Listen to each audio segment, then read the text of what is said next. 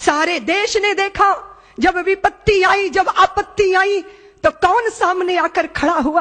पाकिस्तान के कबायलियों ने जब कश्मीर के ऊपर आक्रमण किया, हिंदुस्तान की, भारत की सेना असहाय, न राशन है, न गोला, न बारूद। तब राष्ट्रीय स्वयंसेवक संघ के प्रचारकों ने राशन पहुंचाना शुरू किया, गोला बारूद पहुंचाना शुरू किया, और उनकी वो उत्कट राष्ट्रभक्ति के कारण हम कश्मीर को बचा के रख सके। देश के पहले प्रधानमंत्री नेहरू जी को भी ये स्वीकारना पड़ा कि अगर राष्ट्रीय स्वयंसेवक संघ के स्वयं सेवकों ने अपनी सेवाएं मां भारती के चरणों में अर्पित ना की होती तो कश्मीर को बचाना मुश्किल हो गया होता। जब कभी विपत्ति आई, जब कभी आपदा आई, प्रचारक सामने दिखा। फिर दुनिया ने यह भी देखा, केरल के अंदर एक ऐसी रेल दुर्घटना हुई, स्वयं सेवकों ने गाड़ियों में से निकालना शुरू किया आहतों को, तो उसमें केरल का एक चर्च का पादरी जो बुरी तरह क्षतिग्रस्त उस रेल के डिब्बे में फंसा था, उसको निकाला, उसको गंतव्य तक पहुंचाया। वो देखकर अचंभित था, आश्चर्यचकित था कि राष्ट्रीय स्वयंसेवक संघ का स्वयंसेवक बिना धर्म भेदभाव दृष्टि रखे हुए मुझ आहत की सेवा करने वाला, वो अचंभित हो गया, हतप्रभ हो गया। बिना भेदभाव और बिना अपने और पराये को देखे अहिर्निश बहते रहना, सेवा के लिए अपने आप को आहूत करना। लेकिन कितना बड़ा दमन चक्र आजादी के पहले और आज तक राष्ट्रीय स्वयंसेवक संघ का चलता रहा।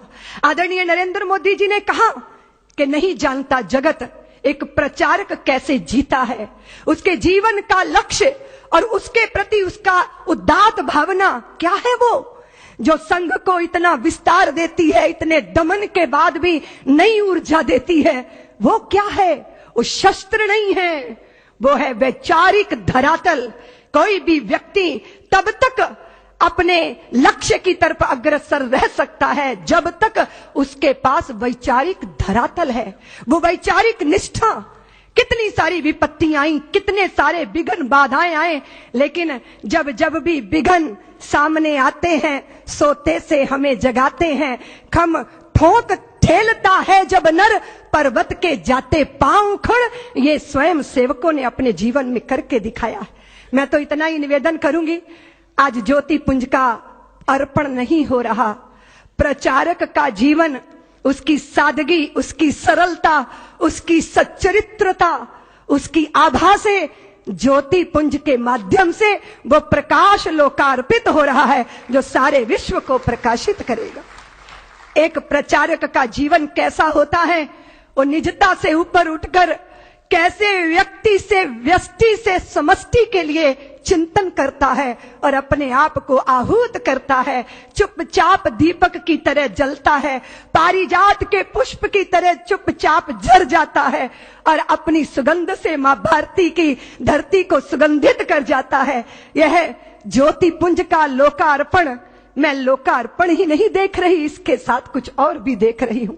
एक कुशल संचालन व्यवस्था में वो जो संघ की शाखा में प्राप्त होता है, तो आज दिखाई दिया, गुजरात ने वो प्रयोग किया।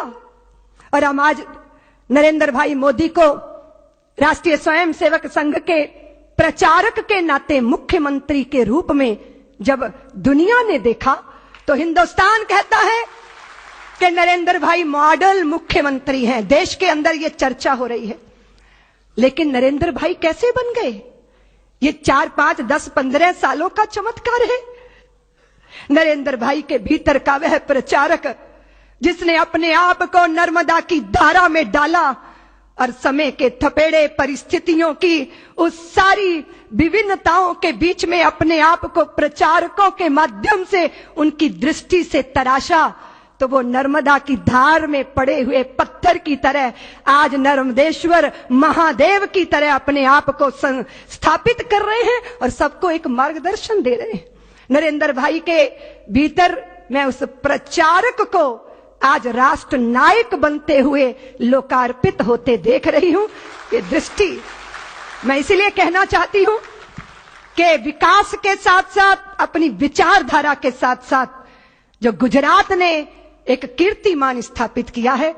और नरेंद्र भाई ने 5.5 करोड़ गुजरात वासियों का पुत्र बनकर जो उनके सुख दुख के साथ अपने आप को अर्पित किया है, सचमुच ये गौरव और गर्व का दृश्य है।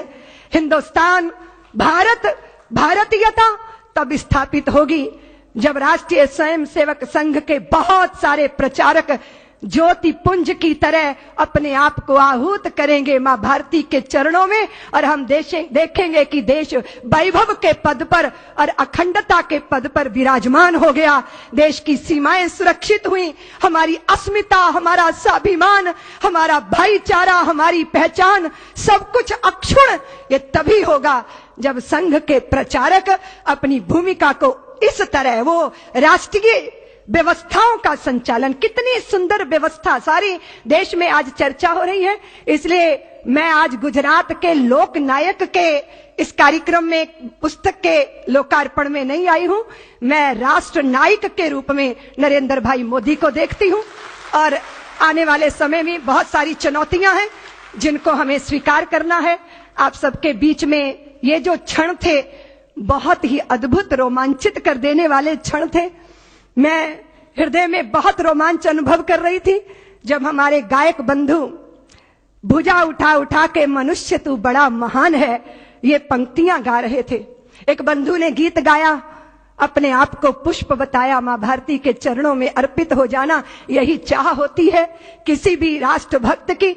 उसी धारा में बहते बहते आपके बीच में आई हूं। गुजरात की धरती से मुझे बहुत प्यार है। मैं बताना चाहती हूं कि कुंभ का समय था, प्रयागराज में मैंने मुंडन करवा लिया था। 1 महीने के लिए कल्पवास करूंगी निश्चय कर लिया था। माननीय अशोक जी आए, उन्होंने कहा कि गुरुदेव साध्वी ऋतंभरा को गुजरात भेजिए, ये कल्पवास करेंगे यहाँ, इनको गुजरात जाना चाहिए। उस समय चिरमोहन भाई पटेल की यहाँ सरकार थी और राम जन्मभूमि का आंदोलन अपने शिखर पर था। मैं गुजरात की गली गली, गांव गांव में राम भक्ति का संदेश लेकर गई थी। गुजरात वालों को शायद याद होगा, मेरी बड़ी आत्मीयता है गुजरात के साथ, क्योंकि गुजरात मेरी संघर्ष भूमि रही है। और हिंदुत्व के उदय काल का जब प्रारंभ था तब मैंने भी थोड़ी सी सेवा गुजरात की धरती पर की थी, इसलिए मेरा भावनात्मक रिश्ता गुजरात के साथ है। और नरेंद्र भाई ने निमंत्रण दिया, आपने बुलाया, हम चले आए। आपने जिन प्रचारकों के बीच में अपना जीवन जिया उनके बारे में लिखा है, गुजराती की लिपि में लिखा गया है। मैं सोचती हूं कि इसका हिंदी संस्करण भी निकलेगा तो निश्चित मैं भी सौभाग्य अर्जित करूंगी उसे पढ़ने के लिए। आप सबसे इतना ही निवेदन करना चाहती हूं कि समृद्धि और सफलता के साथ सारे देश के अंदर सद्भावना के वातावरण का निर्माण करने के लिए राष्ट्रीय स्वयंसेवक संघ के प्रचारक अपनी अग्रणी भूमिका निभाएंगे और ये दृश्य मां भारती देखेगी। हम सब गौरव का अनुभव करेंगे, अपने लक्ष्य को पाएंगे।